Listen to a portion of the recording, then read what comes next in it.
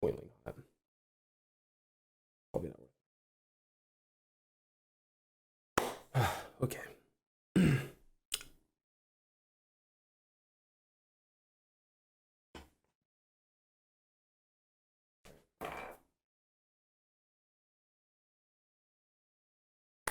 Let's go.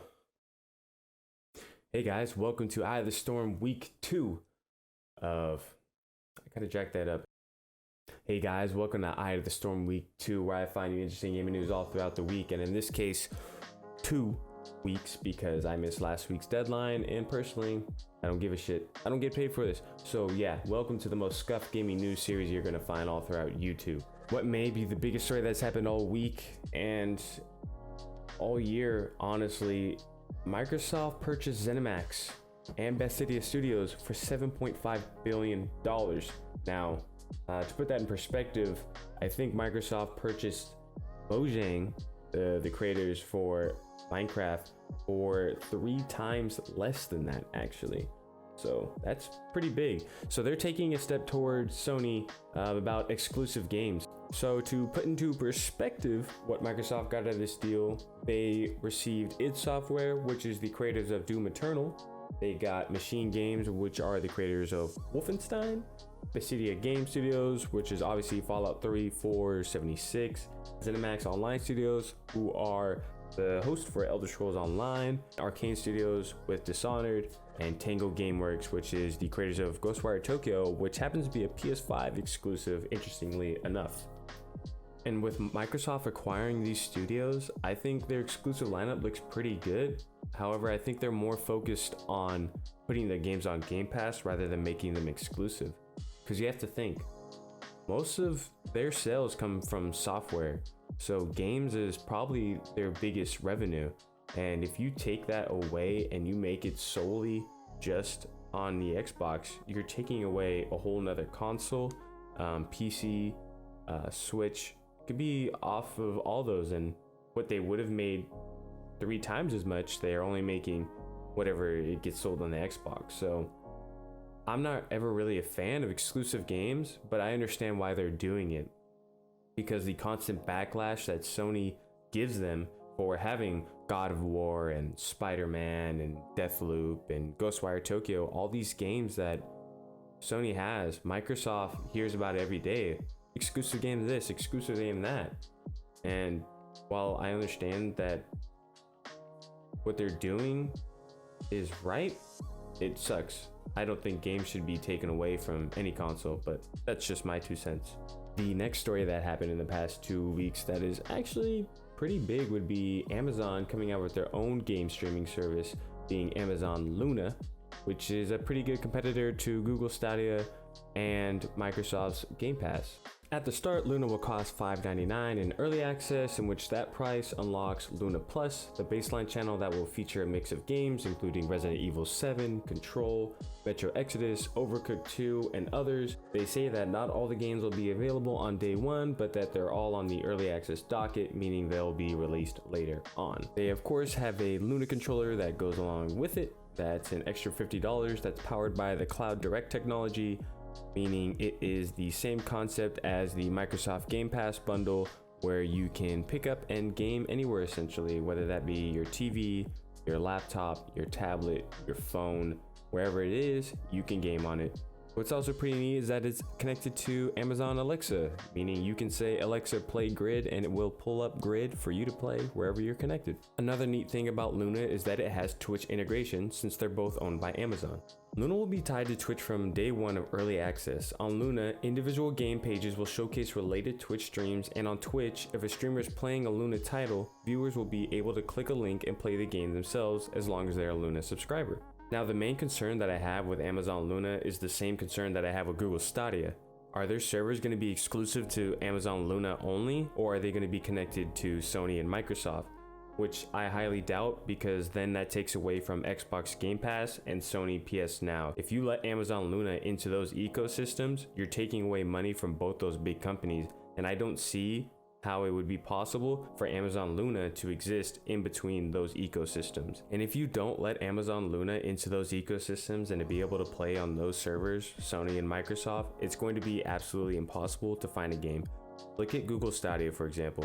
You can't hop on 2K21 right now without finding probably less than 2 people in each park. It's a joke.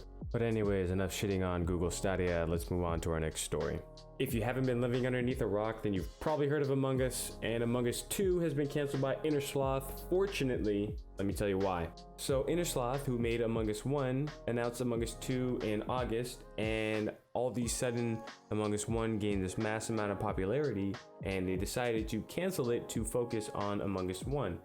Things that they wanted to add were servers, colorblind support, being able to make a friends account system, and a new stage. Moving on, we have Call of Duty Zombies getting its worldwide showcase where they cover backstories, characters, and the map, as well as some new features that they're adding into the game, which look kind of cool. In the preview, they finally bring us back full circle, taking us back to the map Notre on Totten, which was the first original map in Call of Duty World at War that you played zombies on. Some things that they added into Zombies now is there is a progression system unlocking weapons and score streaks. You can start off with any weapon that you want at the beginning of the round. You can up your gun damage the more you use them and turn them into uber weapons. There's now full crossplay across all platforms, and there is a battle pass connected to Zombies. I think my most favorite thing that they added into Zombies is the fact that you can exfil. You have a viable ending. There is no longer feeling like a loser when playing Zombies. Call of Duty Black Ops Cold War comes out November 13th. The beta for the PS4 comes out October 8th for those who pre-ordered, and then there's an open beta October 10th through the 12th, and then the following week on October 15th, beta for PC and Xbox for those who pre-ordered, and then October 17th to the 19th, the beta will open for everyone. That was a mouthful. I remember that Battle Royale by Ubisoft called Hyperscape. I think that shit died like a day after it came out. Yeah, I think Ubisoft figured that one out. So they're getting a facelift. So the Ubisoft team that works on Hyperscape kind of figured out that there's a big skill gap when it comes to the game and that it's really hard to enjoy. So they came out with these 5 things that they wanted to improve on in order to make the game a bit more enjoyable. They said that combat comfort. So the Ubisoft team that works on Hyperscape kind of figured out that there's a big skill gap when it comes to the game and that it's really hard to enjoy. So they came out with these 5 things that they wanted to improve on in order to make the game a bit more enjoyable. They said that they wanted to work on combat comfort, meaning that newcomers and veterans of the game still have somewhat of an equal playing field, because right now the ceiling is too high for newcomers to even achieve. They also wanted to work on onboarding for new players because they didn't have enough time or opportunity to learn and how to actually be successful within the game. They also said they wanted to add more game modes because the only core game mode that they have right now is Crown Rush, which is pretty difficult for new players to comprehend and play. They also wanted to work on player goals for newcomers so that they have something to look forward to achieve, whether that be point system, achievements, a battle pass, things of that sort, in order to help the player feel like he's gaining something when he plays. And finally, they wanted to work on crossplay in order to fill the server pools up with enough players so that you can get full lobbies again. It wouldn't be an interesting week in gaming news if there was no Cyberpunk 2077 news, am I right? Yeah, so unfortunately they told us that the game is going to be a little bit shorter because players just weren't happy about how long Witcher 3 was, which is quite interesting. So I caught a bit of the CD Projekt Red's Cyberpunk 2077 preview on CodeCarnage's stream, and they had this to say. Completionist run and a main story run. We do know that the main story run in Cyberpunk 2077 is slightly shorter than Witcher 3 because we got a lot of complaints about Witcher 3's main story just being too long.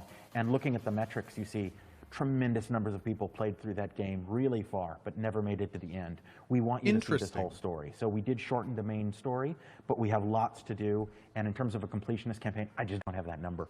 So something I thought I'd never hear about a CD Projekt Red game is that the storyline is too long. I mean, it's CD Projekt Red. Who doesn't want to long game from them, you know. But hey, there you have it. According to How Long to Beat, it took 51.5 hours for the average person to beat Witcher. Personally, I never beat Witcher. I just wasn't ever really into it, but I recognize it for being a good game. And last but not least, we have a Minecraft story, actually. Minecraft Steve made it to Super Smash Bros. Minecraft Steve. Fucking ridiculous. But hey, if that's what the people wanted, that's what the people got. So yeah, congratulations to Minecraft Steve for making it to Super Smash Bros. Definitely would have preferred Crash Bandicoot or Master Chief, but Goku? I don't know. Minecraft Steve? Really? Minecraft Steve? Whatever. Anyways, there's a new update that's coming out. Minecraft Live was going on this weekend, and they released a few things such as new cave biomes, a new cave system, some new mobs, wireless redstone, a lot of cool things that I think would actually be pretty interesting for the game, and I kind of interested to see what people make, because some people make some cool shit on that game, honestly.